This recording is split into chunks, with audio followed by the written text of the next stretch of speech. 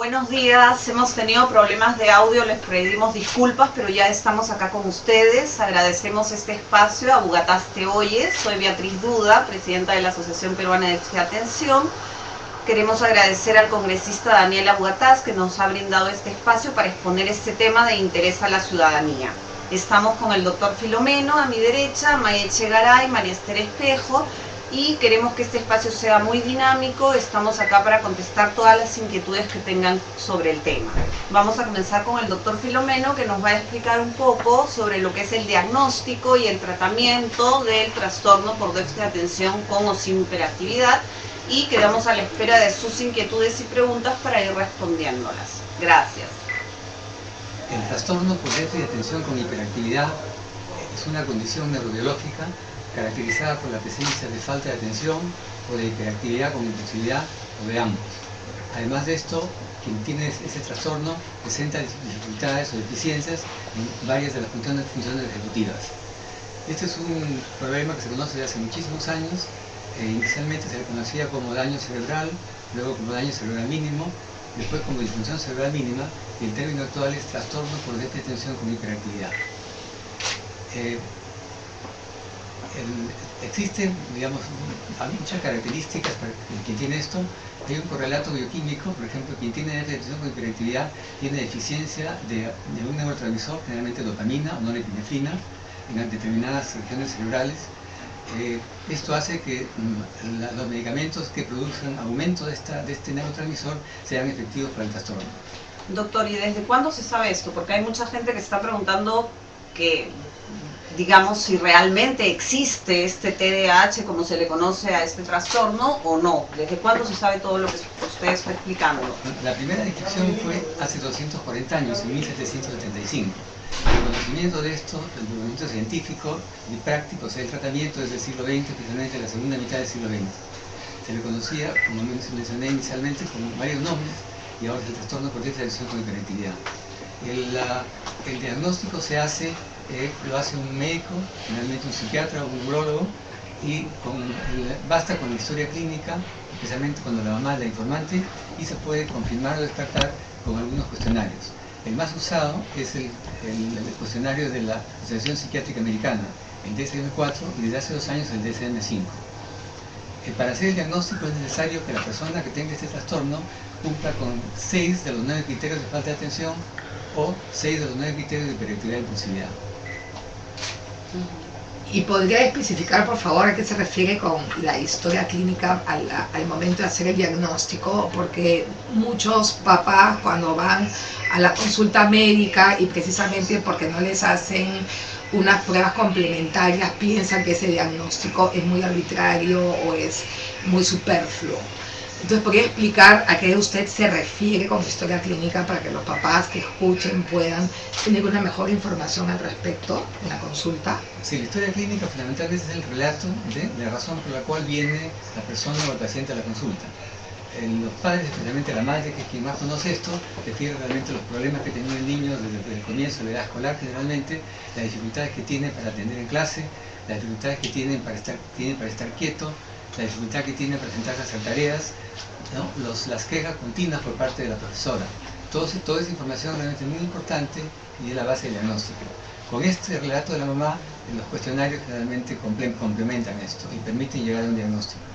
¿En qué casos es importante que al chico se le haga, por ejemplo, un electroencefalograma? Porque hay muchos padres que dicen, pero ¿hay alguna prueba donde salga la evidencia física de que mi hijo tiene el TDAH? El electroencefalograma no es un examen diagnóstico.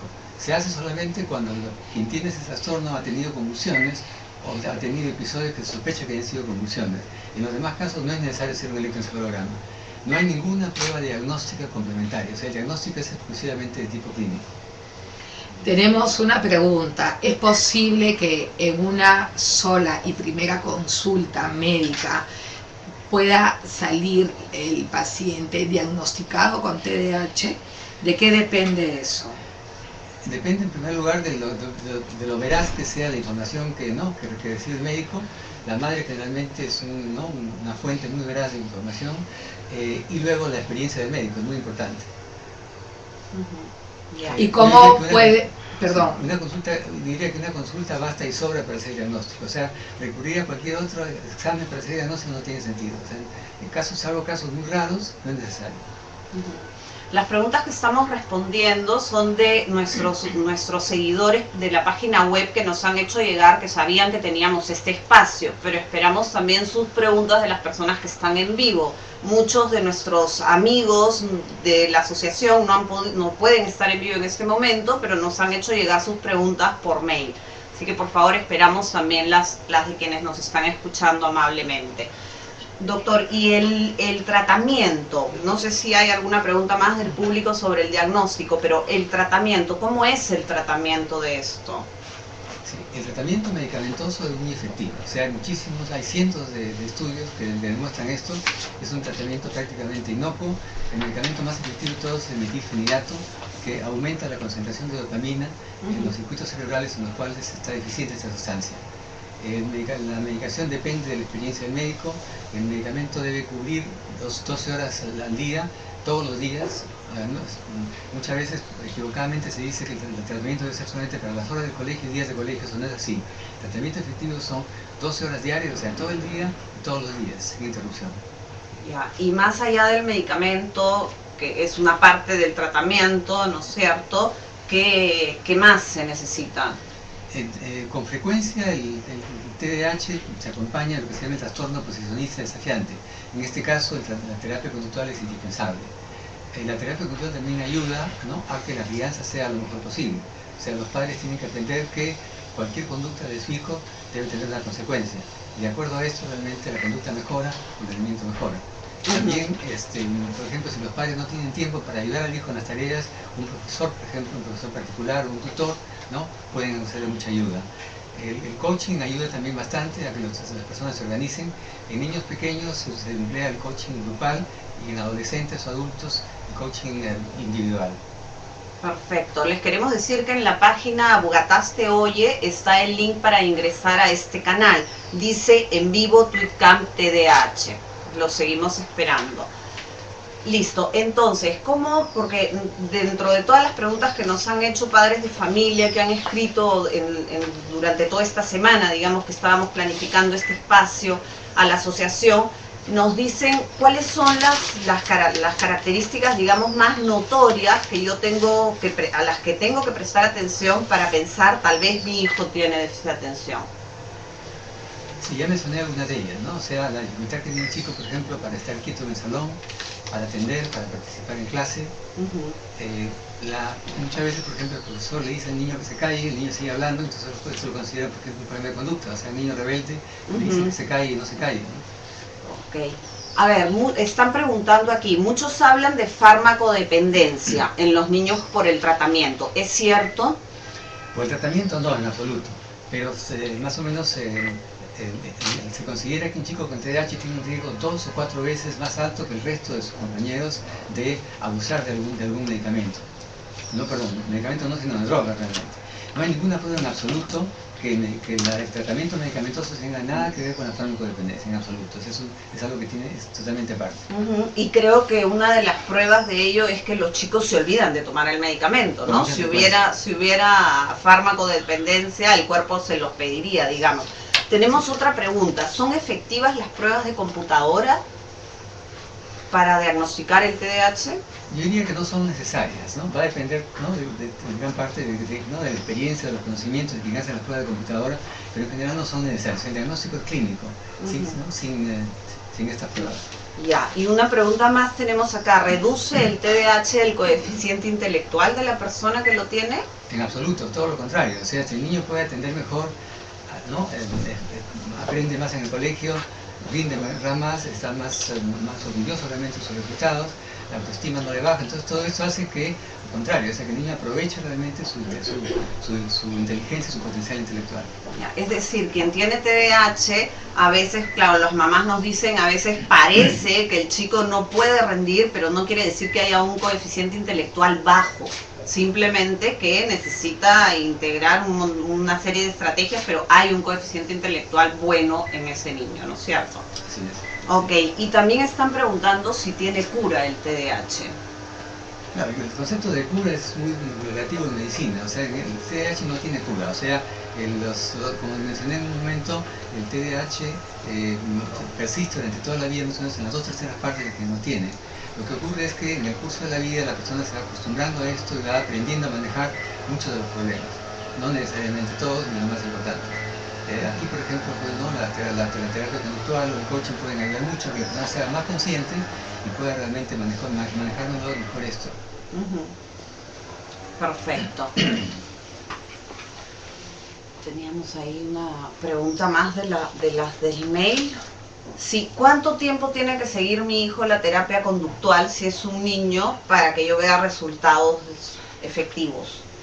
O sea, si el niño tiene trastorno posicionista desafiante, que es la causa número 1 para la terapia conductual, y además de eso tiene TDAH, la terapia conductual sola no es suficiente generalmente. O sea, un niño con terapia conductual y medicado, si que también tiene TDAH, no presenta mejores resultados. O sea, va a depender realmente de si la terapia conductual se acompaña o no del tratamiento medicamentoso. Es muy difícil poner un plazo, pero yo diría que en unos 2 a 4 meses debería verse ya resultados. La duración pues, va a depender de muchos factores, pero probablemente pues medio año, un año sea, ¿no?, algo adecuado si es que los padres realmente han aprendido a manejar la conducta de su hijo. Ya. Y una profesora nos pregunta cómo ayudar a los padres de un niño con déficit de atención para que no tengan temor por este diagnóstico.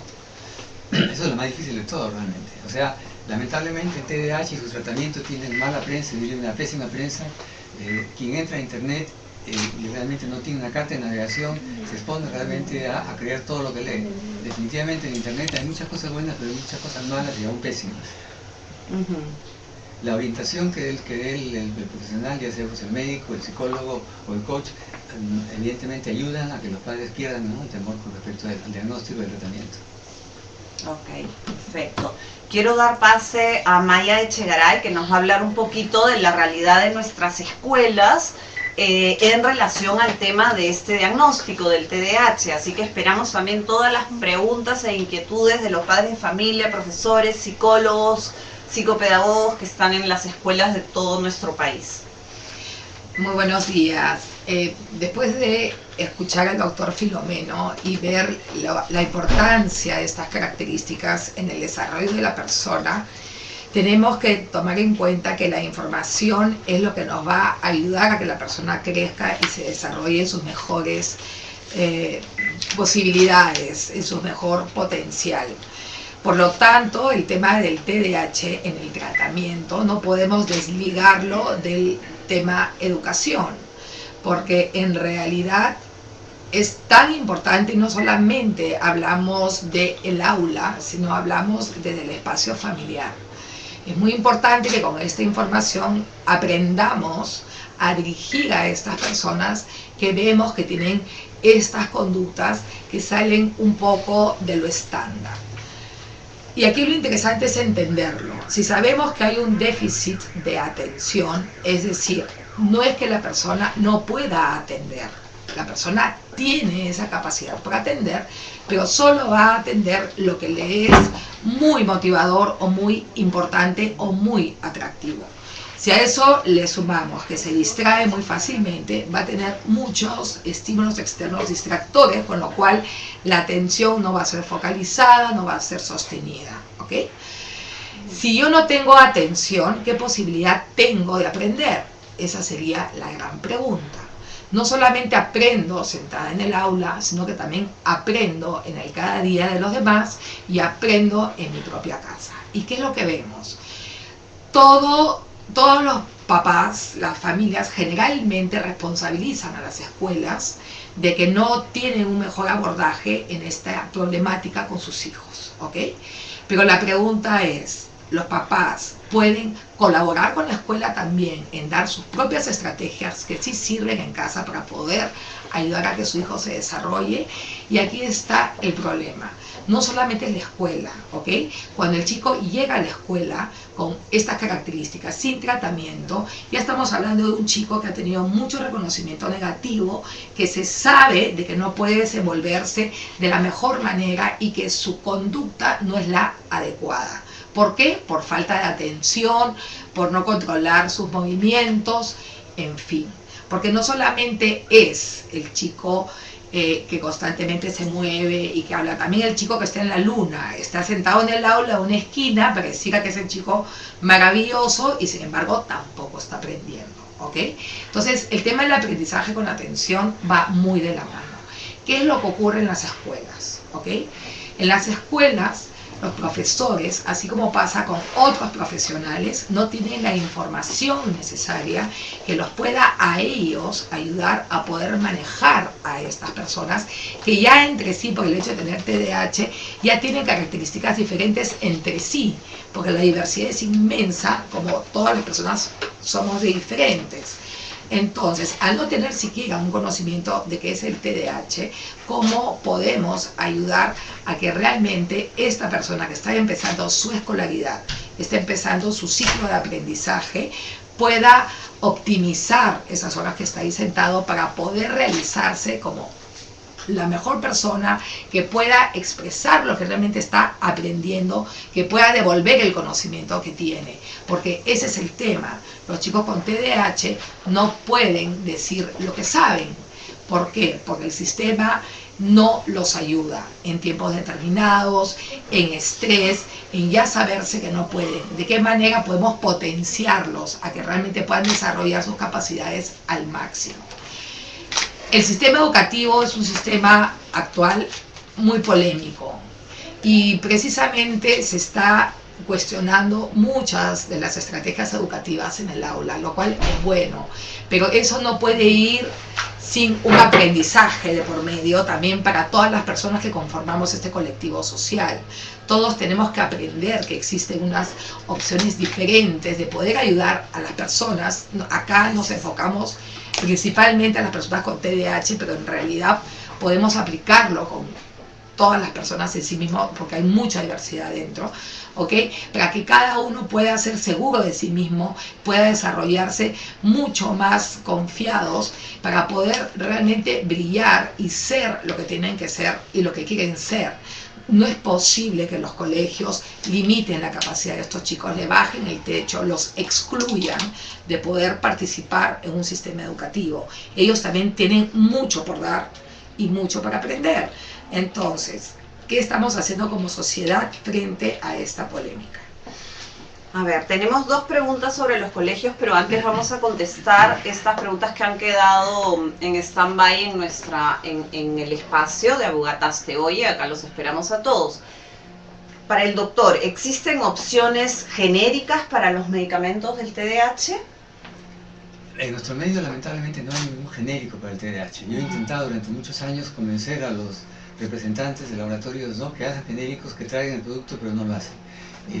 Es complicada la cosa, la autorización para la venta de estos productos puede demorar 1 o 2 años y muchos laboratorios realmente no quieren complicarse la vida. Lamentablemente entonces no hay genéricos, hay algunos todos de marca con diferentes características. Perfecto, y esta es una pregunta muy importante porque efectivamente el tratamiento hoy en día en nuestro país para el TDAH, un tratamiento multidisciplinario completo, es realmente caro. Vamos a decir, hay que hacer una inversión, ¿no? Es verdad que en el MINSA dan los medicamentos, pero por lo que sabemos de las mamás que nos escriben, no hay suficiente para todas las familias que realmente lo requieren, ¿no? Y otra pregunta es, si llevo una terapia psicoanalítica, ¿esto contradice la terapia para el TDAH? No, o sea, la terapia psicoanalítica en general no tiene efecto para el TDAH en sí. Pero diríamos, si hay alguna otra razón para hacer terapia psicoanalítica, puede continuarse, no hay ningún problema. Perfecto. Para Maya, ¿hay colegios especiales para estos alumnos con TDAH? No, no existen colegios especiales y en realidad lo que necesitamos son papás especializados y profesores especializados en estos temas para que puedan generar un entorno mucho más amigable y un entorno favorecedor de expresar, de construir capacidades cognitivas y capacidades sociales en las personas para que puedan tener un mejor desempeño, desarrollo y sobre todo aprendizaje. El tema del aprendizaje hace que una persona tenga un mejor estado emocional, un mejor autoconcepto de sí mismo, y lejos de dar la oportunidad de poder generar esta construcción, muchas veces la limitación que recibimos con reconocimientos negativos, con castigos, con deméritos o con regaños de padres, en fin, no estamos dando la oportunidad de este crecimiento. ¿Y dónde se puede capacitar a los docentes para el TDAH? Nos preguntan profesores. Gracias. Bueno, desde la asociación, desde hace muchos años, venimos capacitando a muchos profesores sobre este tema y padres de familia también. Lo que sucede es que el tema no es muy difundido, ¿no? Y en realidad en nuestro medio especialistas en TDAH no es que sobren y abunden, y no es por ensalzar nuestro trabajo, pero es la realidad. Entonces es bueno que los profesores tengan esta apertura, sería muy bueno que el Estado también les dé esta oportunidad a través de nosotros o de personas muy competentes, y que puedan acceder, ¿no? Sobre todo profesores del Estado son los más ausentes en las capacitaciones nuestras, y claro, son personas que tienen mucho trabajo y en fin, y son los que menos acceden. Pero en los años que venimos trabajando en esto, lo bueno es que vemos que hay un efecto difusor, porque al principio eran unos pocos cuantos y ahora en los grupos vemos que hay más profesores, pero siempre son por iniciativa individual, por iniciativa propia, de ver de que su capacidad profesional no es realmente la suficiente para poder tratar toda la diversidad que tienen en el aula, y eso, como ellas tienen un compromiso tan fuerte con su vocación, es que van buscando otras maneras de poder cambiar para poder ayudar y en realidad ejercer una mejor docencia. Y esto no solamente ocurre en las escuelas, esto también ocurre en las universidades, y es otro el paradigma que se tiene sobre la educación, pero no por ello podemos dejar de lado a los estudiantes, que sí les es muy difícil estar en una carrera universitaria, precisamente porque no organizan, no planifican, porque son muy desatentos, en fin, y creo que la ayuda de los profesores, por mínima que sea, es bastante para que las personas puedan crecer sanamente y saludablemente, sobre todo con una satisfacción propia, que creo que es lo que todos buscamos a lo largo de los años, ¿no? Esta es una gran problemática en nuestro país. Efectivamente, en los currículos de pedagogía universitarios no está contemplado el TDAH, como no están contempladas una serie de problemáticas que se dan en los niños en edad escolar de aprendizaje, y esa es una de las grandes faltas que hace, ¿no? Acá hay otra pregunta: ¿qué solución existe para niños que no tienen seguro en salud? Lamentablemente ese también es un déficit, es decir, el gran interés de estar acá sentados en este espacio Abugatás Oye es requerir del Estado atención al TDAH, porque realmente lo tendría que ingresar como una atención a la diversidad, ¿no? El TDAH no está contemplado en la ley de discapacidades, no es una discapacidad, pero efectivamente trae una serie de conductas que pueden frenar el desempeño del niño, y todo Estado, y hablando de nuestro país, el Estado peruano tiene que facilitar y abogar porque todo niño pueda realmente mostrar su potencial en la educación. O sea, si no hacemos eso, ¿de qué estamos hablando? ¿No? ¿De qué cambios estamos hablando? Y parte de tener esta atención en la educación es incluir el tema del TDAH, porque realmente el porcentaje es de 3 a 5 niños en cada salón de clases pueden tener algunas de estas características. Entonces, ¿qué está pasando con estos chicos, ¿no?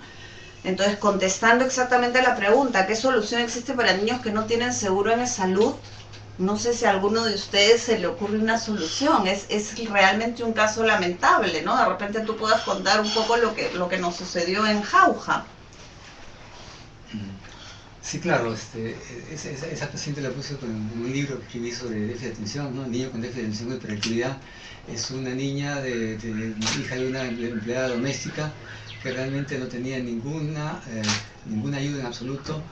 La mamá realmente la ayudaba en sus tareas donde podía, una chica muy inteligente, pero realmente aparte de esto pues no había ninguna otra posibilidad de que le fuera bien a esta chica. La profesora de su colegio probablemente nunca había hablado de esto, y probablemente hasta ahora no tiene idea de lo que es. espero que la niña le esté yendo bien en base a su inteligencia y a la preocupación de su madre, pero realmente esto es muy frecuente en nuestro país. Y creo que Marister también podría aportar qué es lo que sucede cuando las personas no tienen la atención debida, ¿no? Desde una perspectiva penal, digamos, ¿no? Y que ese es un tema muy significativo a nivel social. Buenos días. A lo que tú te refieres es a la población Así vulnerable. Así claro, es. porque muchos niños que viven en situación de riesgo presentan estas características, y al no tener el apoyo médico o el acompañamiento, muchos de ellos abandonan el colegio porque se les dificulta demasiado. Y tenemos estadísticas del año pasado del programa de las Naciones Unidas con la Universidad de San Marcos, que hicieron un censo en las cárceles del país, del Perú, y ellos han encontrado que el 59.3% de personas internas han abandonado sus estudios cuando eran jóvenes y nunca los concluyeron. Y mucha de esa población probablemente presenta un TDAH no diagnosticado, con lo cual están mucho más vulnerables a no poder educarse, ¿no? Así es. Entonces, siguiendo con este tema de las escuelas, Maya, muchos profesores nos dicen, ¿qué hago si tengo 5 chicos, 5 alumnos con TDAH en mi salón? Soy una sola profesora, tengo 25 alumnos, ¿cómo manejo esto? Así es súper difícil, porque además en el salón no solamente hay 5 TDAH, probablemente hayan otros chicos con otro tipo de problemáticas que también la profesora va a tener que hacer como un mago, ¿no? Levantar el sombrero y ver qué conejo saca para poder realmente hacer. Pero en realidad lo que tenemos años de experiencia es que teniendo la información adecuada, entendiendo de qué se tratan este tipo de problemáticas y sobre todo, ojo, trabajar en el aula el tema de la diversidad entre los chicos, va a poder haber una mejor cooperación, porque el trabajo es de todos, el trabajo no solo es de la maestra, el trabajo no solo es el esfuerzo del niño con TDAH, porque por más que digan que no tiene voluntad, de que no se esfuerza, de que nada le importa, no es así. A todos nos interesa hacer las cosas bien, todos queremos ir a la escuela a pasarla bien, ¿ok? O sea que es un trabajo en verdad de una conciencia colectiva, pero si tenemos que detenernos en solo esta maestra, que es la que tiene que lidiar, y que además su único trabajo no solamente es estar con esta gente en el aula, sino que tiene muchos otros trabajos más que van recargando su labor, tiene ella que realmente informarse, ver y darse cuenta que las estrategias que se vienen usando y que realmente no vemos que haya un cambio, hay que implementar una cosa diferente. ¿Qué es lo que ayuda? Ayuda comprometer al niño con mucho afecto, con complicidad, si se quiere, observar cómo esta personita, cuando ríe, cuando se molesta, tratar de entenderla, de conocerla un poco para poder medir cómo tiene que ser el abordaje que se le tiene que entregar y en qué momento, ¿ok? Esa profesora también tendría que tener un papel muy activo dentro de la institución en la que trabaja, porque muchas veces dicen, sí, yo lo quiero hacer, no, yo veo que mis alumnos están aburridos en clase, los quiero sacar un rato al patio, pero no me dejan, no me lo permiten. Entonces también tendría que tener un papel activo dentro de la institución para que pueda tener un poco más de flexibilidad en su abordaje. La profesora no tiene que sentirse amaniatada en el aula, ella también tiene que sentir que fluye con los chicos y hacer estrategias a veces que son muy simples y que realmente va a ayudar a que haya un mejor aprendizaje, una mejor integración dentro del aula. En realidad el tema es complejo porque no es que haya un manual de instrucciones a cada profesora que ya pueda aplicar en el aula y que todo sea felicidad. Es un trabajo que es arduo, pero tiene que estar preparada para dejar sus problemas fuera del aula, para entrar con mucha disposición a entregarse a los niños, para poder ver un poco más allá de qué es lo que tiene que hacer en el aula y no necesariamente estar cumpliendo con estos currículos muy inflexibles, que son los que no solo exige el colegio, sino que también lo exige el ministerio. Tienen que cumplir con ciertas cosas. Entonces, ¿de qué estamos hablando? El tema educativo se ha convertido en un juzgador de los niños y no necesariamente se ha convertido en ver qué es lo que los niños han aprendido en este tiempo. Entonces, tenemos que cambiar un poco la mirada, generar entorno mucho más amigable, poder detectar que si un chico necesita un poco más de tiempo para poder sacar su conocimiento de su mente, pues otorgárselo, ¿no? Y acá viene toda una polémica, porque en verdad no es que todos necesiten lentes, no es que todos calcen 40, no es que todos puedan leer a la misma velocidad. Entonces, ¿por qué no tratar con justicia? Tú necesitas esto, te doy esto. Tú no lo necesitas, tú necesitas otra cosa, voy a ver cómo te lo puedo dar. A ver, acá hay una pregunta, dice, si estos niños terminan sus estudios, ¿no creen que será difícil la vida laboral? Quiero aclarar que estos niños pueden terminar sus estudios, no estamos hablando acá de un problema cognitivo, ya lo hemos dicho, no es que el coeficiente intelectual sea más bajo en quienes tienen déficit de atención, más aún, a veces es más alto y suelen ser personas muy creativas. Entonces, por supuesto que les puede ir bien en su vida laboral, es simplemente aprender de tus características y aprender a regularlas. El TDAH se define como un problema en la autorregulación. Yo quiero atender, pero me es difícil regular mi atención, entonces me distraigo. Yo quiero estar quieta, pero me es difícil estar quieta, entonces me levanto, me voy, me muevo cuando no debo, etc., etc. Entonces, por supuesto que pueden terminar su colegio y por supuesto que pueden ser personas adultas felices y productivas, ¿no? Que en esto no quede ninguna duda, ¿no? Siempre y cuando tenga atención su TDAH. Siempre y cuando tenga atención, efectivamente, tenga un tratamiento, se detecten estas cosas, ¿no? Hay otra intervención. ¿Los colegios pueden negarse a recibir niños con TDAH? Que contestan, lamentablemente ahí también hay un vacío legal, ¿no? Es otra de las necesidades por las cuales estamos acá, ¿no? Pero en realidad no tienen la potestad legal de hacerlo. La Constitución garantiza la educación para todos los niños y no hay ninguna especificación, porque para que eso suceda y pueda estar amparado por la ley tendría que haber una norma que diga de que las personas con TDAH están excluidas de ir a la escuela. Y esto no existe ni tendrá que existir, porque precisamente los están condenando a algo que no se debe, y ni siquiera necesitan una educación especial como está de especial en la norma jurídica, ¿ok? Porque se habla de colegios especiales para niños especiales. Esos niños especiales, según la norma, se describe quiénes son, ¿ok?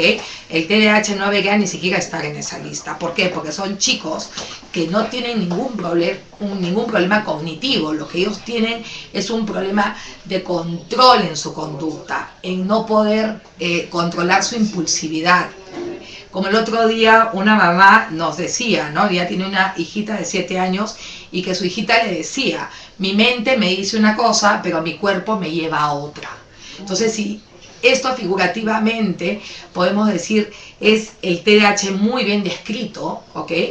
Es cómo podemos hacer que la mente y el cuerpo puedan actuar de la misma manera. Este es un tema de desempeño, ¿ok? El tema de los estudios es difícil, pero no porque sea una persona que no tenga el coeficiente intelectual para poder resolverlo, sino porque es desorganizado, olvidadizo, muy impulsivo, en fin, son otras las características que trabajando eso vamos a poder potenciar su desempeño y el chico va a tener mucha motivación para seguir aprendiendo porque todos queremos funcionar bien. El tema es que el sistema es tan rígido que no permite que me pueda desarrollar de una mejor forma.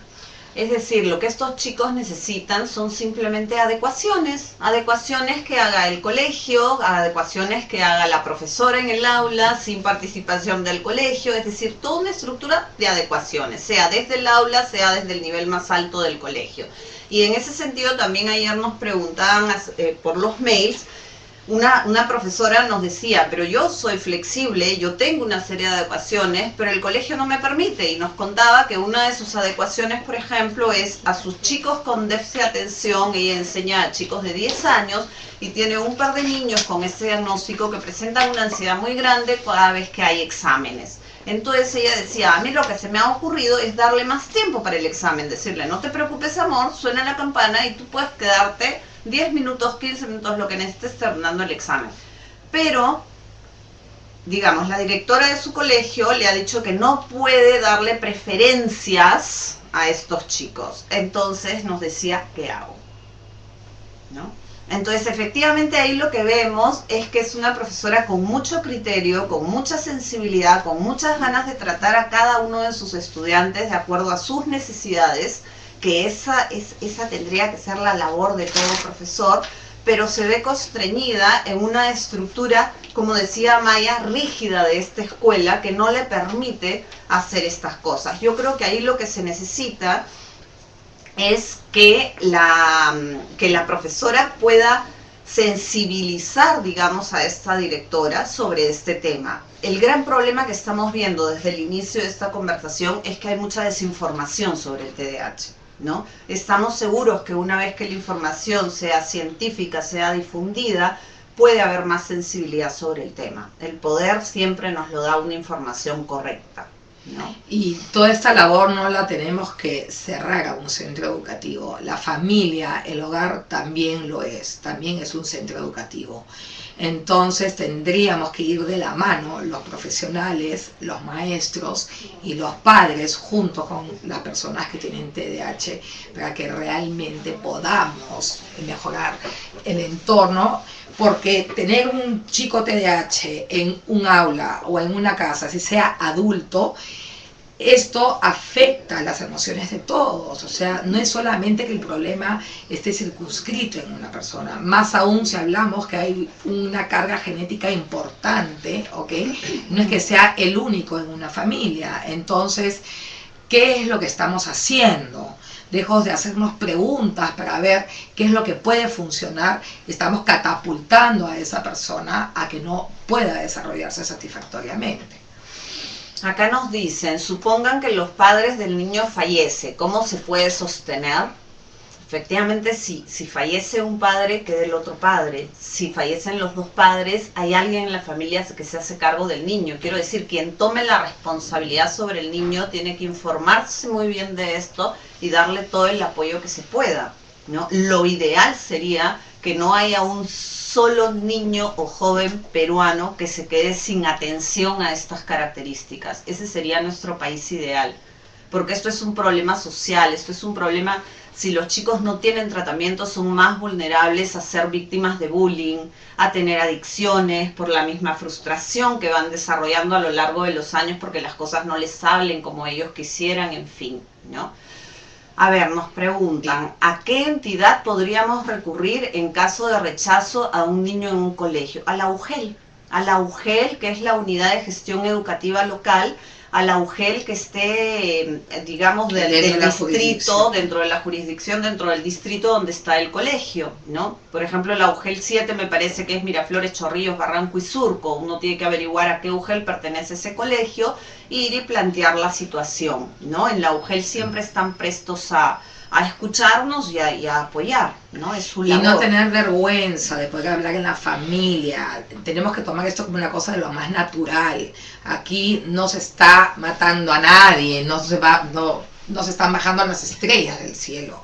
Esto lo podemos ver en el cada día en todos lados, porque es de la única manera en que la familia también se entere, que mire esto de otra manera para que pueda generar un abordaje diferente que le vienen dando a esa persona, porque realmente el adulto que tiene TDAH, que nunca lo ha tratado, su vida no va a ser muy fácil, que digamos, va a tener problemas conyugales, va a tener problemas de administración de economía, va a tener problemas de irrupciones de estados de ánimo que no le van a retornar con muchos beneficios y satisfacciones. Entonces, lo importante es que poder ver esto, pero tener un diálogo, una manera mucho más afectuosa, ¿no? Porque siempre estamos acostumbrados a recibir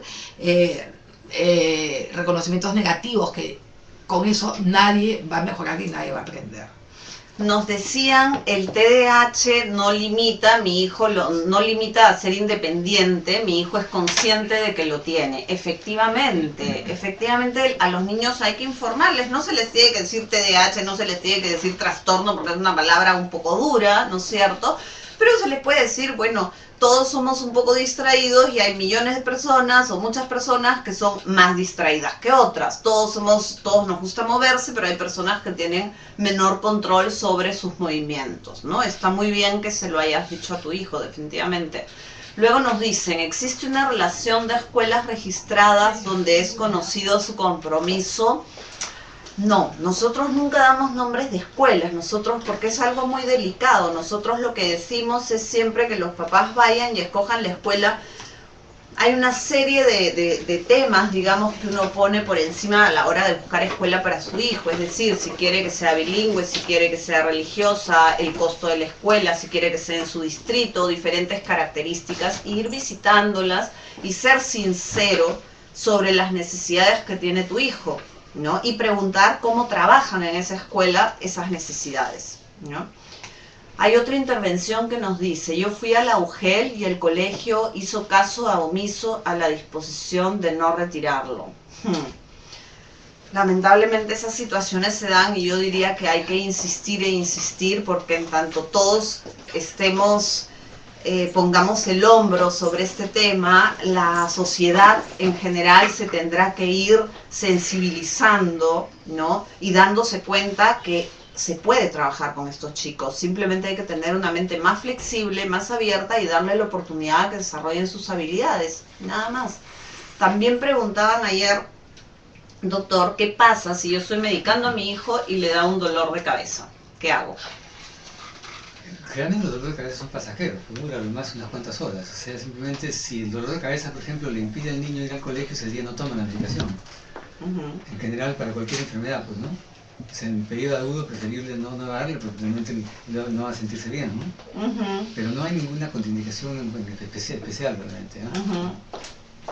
Perfecto. Pero digamos, es un efecto secundario a largo plazo o a corto plazo esto del dolor de cabeza. Hay un dolor de cabeza, al comienzo del tratamiento muchos niños pueden tener un dolor de cabeza leve y muy pasajero. La mayor parte de niños no tienen dolor de cabeza.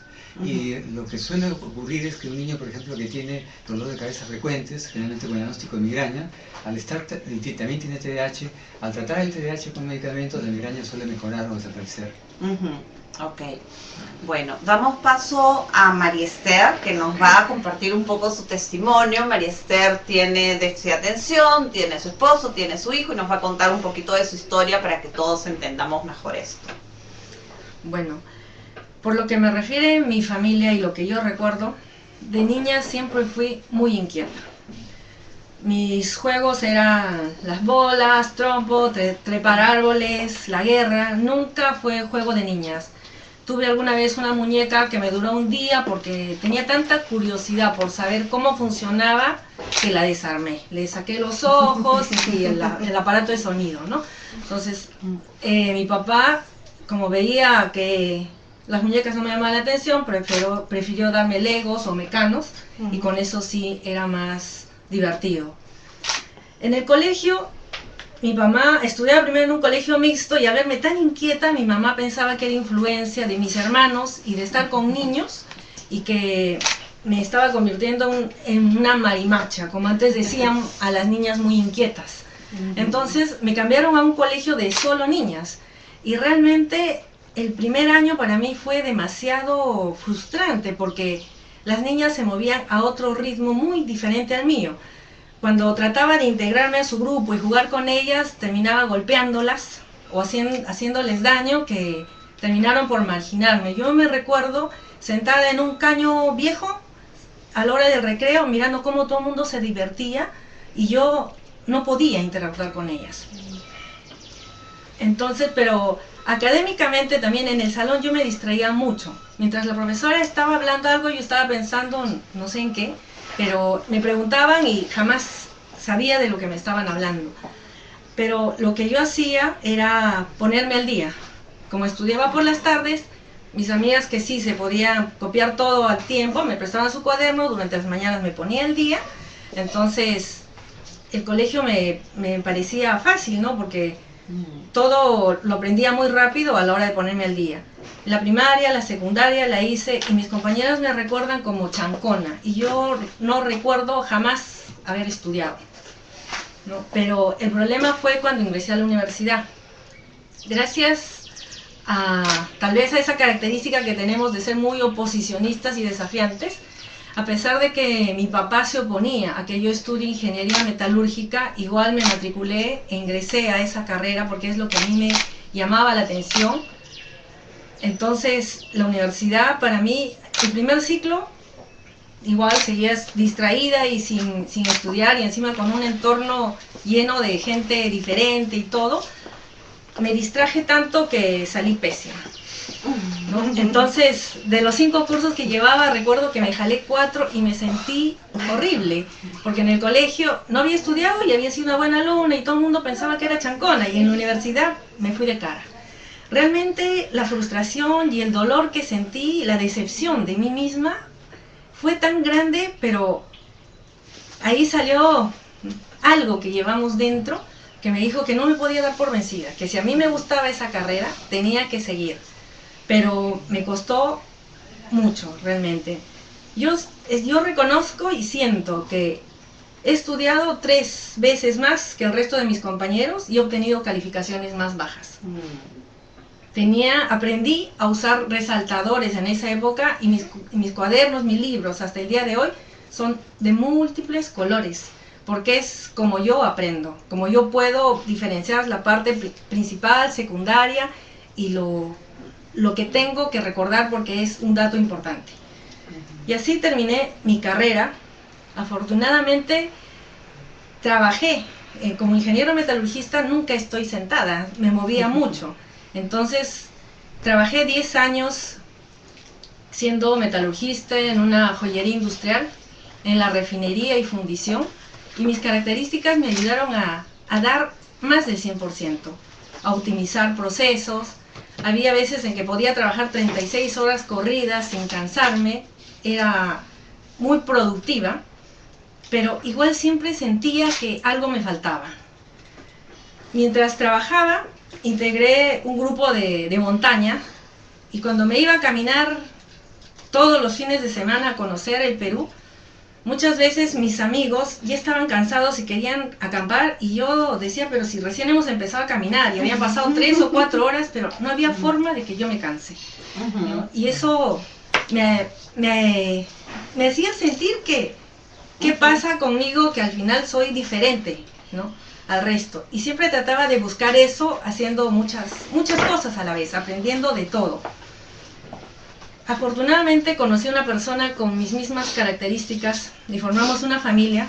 Tengo un hijo de ahora tiene 14 años y realmente nuestra dinámica familiar es buena, porque los 3 sabemos que tenemos este trastorno y nos toleramos, porque a veces decimos y hacemos cosas por la impulsividad que puedan herir al otro, pero nosotros recordamos, no, es parte de este trastorno y lo dejamos, ¿no?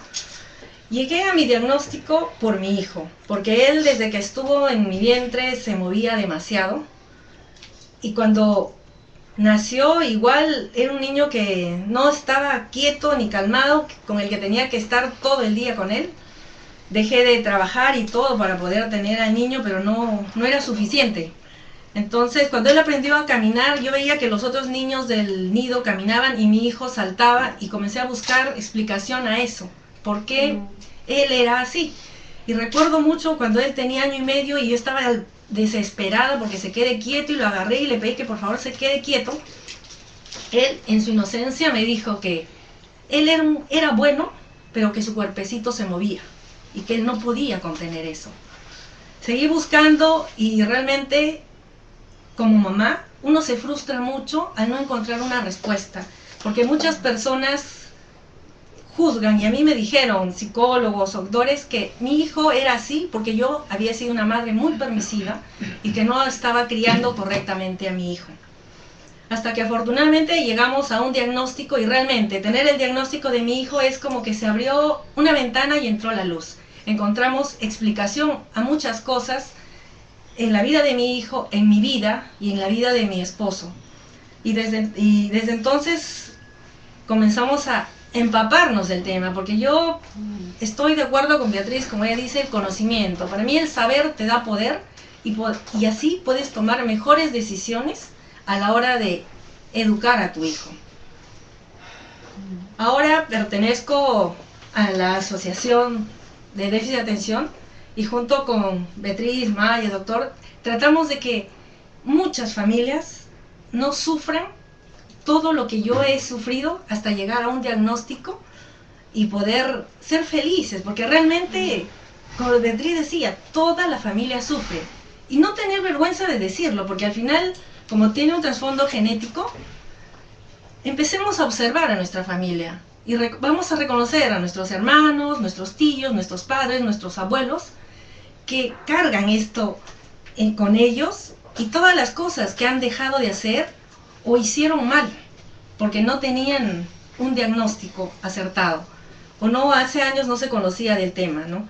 Entonces es importante que la familia se involucre en el tema, lean, se capaciten, preparen y busquen información para poder darle esa vida que sus hijos se merecen, ser felices. Eso es todo. Gracias, lindo tu testimonio, María Esther, y además te cuento que acá por el Tweetcam, por Abugatás Te Oye, efectivamente hay gente que se está identificando contigo, ¿no? Hay una señora que nos dice, igual me pasaba a mí, la escuela bien y en la universidad aún no acabo mi carrera, ¿no? Luego nos estaban diciendo antes, regresando al tema de la medicación, y de ahí vamos a seguir para contestar todas sus inquietudes, ¿a un niño se le puede medicar directamente con Strattera sin haber usado Ritalin? Bueno, el Ritalin o metilfenidato es el medicamento más efectivo. Para la gran mayoría de los casos es el más efectivo. O sea, lo lógico es comenzar con el que es más efectivo, que tiene mejores posibilidades de ayudar, que a la vez es más barato también. La tamoxetina es una segunda opción. Ya. Y también quiero felicitar a uno de nuestros oyentes que está participando con nosotros, acompañándonos, porque nos dice que él ha tenido que enjuiciar al colegio de su hijo para que no lo expulsen por tener TDAH, ¿no? Realmente de eso se trata, o sea, tenemos que hacer fuerza, tenemos que llamar la atención. Otro participante nos dice, el Congreso debe crear leyes para facilitar más a estos niños. Efectivamente, por eso tenemos este espacio. El congresista Daniel Abugatás es el intermediario, él va a contestar, él va a trasladar todas las inquietudes de las que estamos hablando acá justamente al Estado para ver que esta situación cambie y mejore, ¿no? Por el bien de toda esta población y por último por el bien del país, porque si a un niño con estas características recibe la atención adecuada, va a poder ser un joven, un adulto feliz y productivo, y de eso se trata, ¿no? Y si bien el tratamiento puede ser un poco costoso, la atención del Estado a estas características va a largo plazo, va a disminuir un gasto extra también en el patrimonio del Estado. O sea, es una inversión que va a tener un retorno muy satisfactorio, ¿no? A nivel económico, a nivel educativo, en fin, en realidad a nivel de salud, cuántos casos atiende el MINSA de problemas que van asociados al TDAH y que se van complejizando precisamente porque el TDAH no ha tenido atención y que no es atendido por falta de información o por falta de recursos. Entonces, creo que nos merecemos que haya un estudio que pueda realmente contemplar. Necesitamos un Estado protector. No puede ser posible que nosotros tengamos que ver niños, un niño de 10 años que no sabe leer, un chico tremendamente inquieto y que la profesora le dé palazos en las piernas. Esto es verídico, no lo estamos inventando. Y todas estas cosas se ven por una falta de manejo, y el Estado tiene la obligación de contemplar la integridad de esa criatura y de darle la educación que esa criatura merece. Y no podemos estar arriesgando todo el tiempo a ser excluidos, porque eso no ayuda.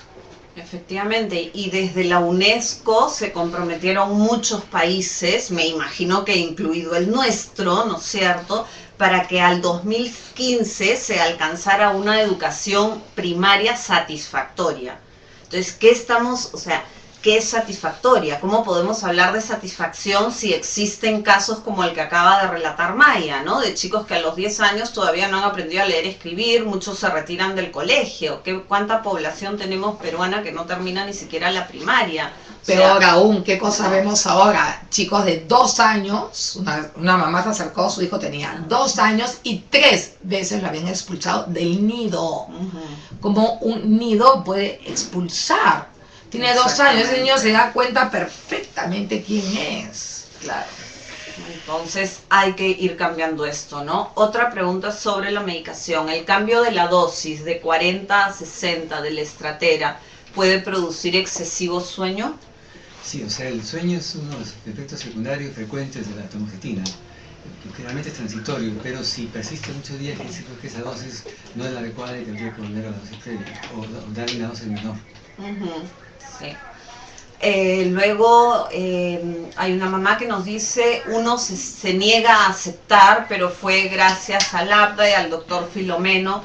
Claro, es gracias a la información, ¿no es cierto? Ese es el tema. Regresamos otra vez. Hay uno de los grandes problemas sobre este tema es la desinformación, ¿no? En tanto uno se informa, tiene efectivamente, como lo dijo también María Esther y yo anteriormente, el poder de decidir eficazmente sobre este tema, ¿no? Y en realidad no es gracias a ellos, es gracias a esa mamá, claro, que no paró su motor, que su inquietud la llevó realmente a poder encontrar respuestas acertadas.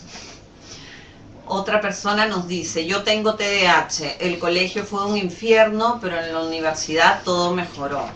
Claro, y probablemente la universidad mejora porque encuentra la motivación, lo que le gusta, y eso hace que la persona pueda alinearse un poco más, porque lo que generalmente ocurre es que es esta falta de motivación interna que hace que los chicos no puedan hacer las cosas que tienen que hacer.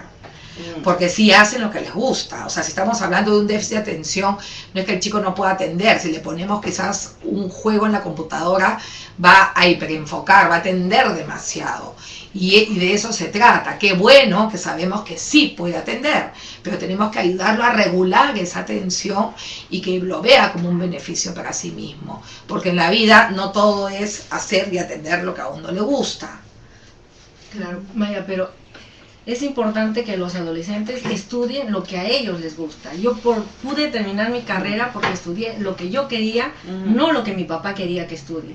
Tal vez si me hubiese matriculado en lo que él quería, jamás hubiese terminado la carrera porque nunca hubiese encontrado esa motivación que uno necesita para poder estudiar. Totalmente, y eso va ligado a que eso puede comenzar desde la escuela, es decir, pensamos nosotros que desde la escuela se tiene que ayudar a esos chicos a que descubran cuáles son sus habilidades innatas, porque desde ahí van a poder desarrollar su potencial, ¿no? No puede ser que se siga dando esta situación en que la gran mayoría o muchos chicos con TDAH de diferentes edades están desmotivados por el aprendizaje.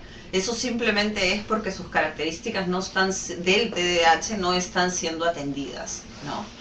O porque nunca han visto lo bueno que ellos traen, ¿no? El potencial que ellos tienen, y nos quedamos con las partes negativas, que es precisamente los estándares patrones, y en el aula no todos somos iguales. Sí. Una mamá nos agradece por estar acá porque nos dice que necesita ese empuje para seguir y le contestamos lo mismo. Realmente nosotros estamos acá gracias al empuje de todos ustedes que siempre nos escriben, nos proponen, etcétera, etcétera, ¿no? Es más, nos comprometimos en esto precisamente por nuestras propias vidas, ¿no? Somos madres de familia que nos ha tocado tener hijos TDAH y bueno, y buscando respuestas, o sea, nos identificamos con cada persona que necesita una orientación, una información, una estrategia, algo, porque lo hemos vivido en carne propia, ¿no? Y en realidad no solamente aquí, en todo el mundo son asociaciones de los padres los que realmente hacen esta fuerza y se especializan muchísimo en ese tema porque lo que más quieren es ayudar a sus propios hijos, pero uno no se puede quedar con eso y eso hay que compartirlo, hay que entregarlo, ¿no? Luego nos dicen, en el colegio se les etiqueta y prejuzga. ¿Esto puede ser un agravante? Por supuesto que sí. Por supuesto que sí. Si a mí todo el día me están diciendo que soy torpe o me están diciendo otra vez te olvidaste tu libro de matemáticas, es decir, si todo el día estoy recibiendo comentarios negativos sobre mi desempeño, ¿cómo va a estar mi autoestima? ¿Cómo va a estar mi autoconcepto? Voy a pensar que efectivamente no soy capaz de dar la talla. Y eso es lo que está sucediendo. Entonces voy a llegar a cuarto, quinto de secundaria y voy a decir, no, ni hablar, ¿no? Yo no quiero estudiar, no quiero hacer estudios superiores, sea técnicos o universitarios, porque si no he podido hacerla bien en el colegio, ¿cómo lo voy a hacer? Entonces eso es lo que hay que evitar. Estos chicos no pueden estar todo el día recibiendo comentarios negativos sobre su desempeño. Más bien hay que facilitarles, ¿no es cierto?, el entorno para que puedan ser efectivos en su desempeño, ¿no? Y eso no es tan difícil, es simplemente tener sentido común y tener corazón, y por eso regresamos, no tiene que haber colegios especializados en el TDAH, tiene que haber colegios cuya meta realmente sea ayudar a cada estudiante desde sus propias necesidades, ¿no? Y desde ahí facilitarles lo que necesitan, ¿no? Luego nos dicen, este ya lo leí. El señor que preguntó de la estratera dijo que no oyó bien tu respuesta y que lo disculpes. Sí, ha habido dos preguntas con respecto a tomoxetina en estratera. Una fue que no era la primera opción, o sea que preferible es empezar con el metilfenidato, que es más efectivo para la gran mayoría de chicos. Y segundo fue que un aumento en la dosis de 40 a 60 miligramos sí puede producir un aumento de sueño, que generalmente es transitorio, pero que si se convierte en permanente, habría que bajar la dosis. Espero que esta vez sí se haya escuchado. Entonces, efectivamente, con esto de que dicen que los colegios no tienen que maltratar y juzgar, que no tienen que etiquetar, justamente hay un vacío y vuelvo a repetir, por eso estamos en este espacio de Abugataz hoy. El congresista Daniel Abugataz va a ser quien traslade todas estas inquietudes al Estado, a las instituciones pertinentes, porque hay que llenar ese vacío. No se puede seguir teniendo a esta población desatendida, ¿no? Y se necesita del sector salud, del sector educación, del sector de economía. Es un tema complejo, pero que tenemos que seguir luchando para poder conseguir unos mejores beneficios para que las personas puedan ser atendidas. Por eso estamos prohibidas de desistir y esperamos que ustedes también desde sus casas, desde sus aulas, hagan lo propio y juntemos esta fuerza para que el Estado nos escuche y se pronuncie. Porque realmente siempre nos dicen, pero es una incapacidad, es una inclusión. No, y tampoco necesitamos serlo. Entonces, pero lo que sí necesitamos es una mirada diferente y que nos otorguen alguna facilidad para que podamos aprender. Lo que quería añadir es que si bien el TDAH no es una discapacidad, la labor, digamos, el trabajo con chicos con TDAH es para que no se convierta en discapacidad, o sea, que el niño pueda avanzar realmente en su colegio y pueda hacer todo lo que quiere hacer, no ser un discapacitado más adelante. Vea, algo importante también yo creo, nosotros estamos hablando mucho de cómo tratan a los chicos en el colegio, pero también cabe preguntarnos cómo tratamos nosotros a nuestros hijos en casa. Exactamente. Y mire, yo llegué al diagnóstico que tengo sobre el TDAH por mi hijo, porque realmente la relación con él se iba deteriorando, porque mi impulsividad hacía que no nos llevemos bien. Él gritaba, yo gritaba más fuerte, entonces en la casa era un caos. Me diagnosticaron, empecé a medicarme y realmente el cambio fue total. La relación con mi hijo mejoró porque yo pude controlar mi impulsividad, pude escucharlo, entenderlo, ¿no? Entonces la dinámica en la casa mejoró un montón. Y algo más, porque terminé la carrera a duras penas y me costó mucho, pero gracias a que ahora estoy medicada he podido estudiar, porque me gusta estudiar, entonces puedo hacer otros cursos, especializaciones, maestrías y sentir que estoy en la clase, atiendo, escribo y aprendo. Algo que antes no se producía o simplemente se producía a medias. O con mayor esfuerzo, como tú Por decías, supuesto. ¿no? Que te Sí. sentías que te demorabas como que el triple de tus compañeros. Y el Así es. resultado no la satisfacía, ¿no? Exactamente. Llega de acuerdo al esfuerzo. Exactamente, y de eso se trata, ¿no? De facilitar esto. A ver, por acá seguimos teniendo... preguntan si puede tomar Ritalin. Eso tiene que ir a una consulta médica, porque no es una aspirina que a uno le duele la cabeza y va a la farmacia y se toma una aspirina. Tiene que haber un examen clínico, como explicó el doctor Filomeno, y ver, usted además es una persona adulta, entonces tiene que ver una historia clínica muy completa, muy rigurosa, y con el doctor decidir cuál es el mejor tratamiento para usted, ¿no? Pero también le hacen una consulta, Manuel toma Concerta, un día que no la tome a la hora, ¿le puedo dar el Ritalin? Concerta dura 12 horas, así que mejor es no mezclar, ¿no? O sea, si toma Concerta, preferible que sea lo único que tome en el día. Justamente la gracia de Concerta es que se toma una cápsula en la mañana y dura todo el día.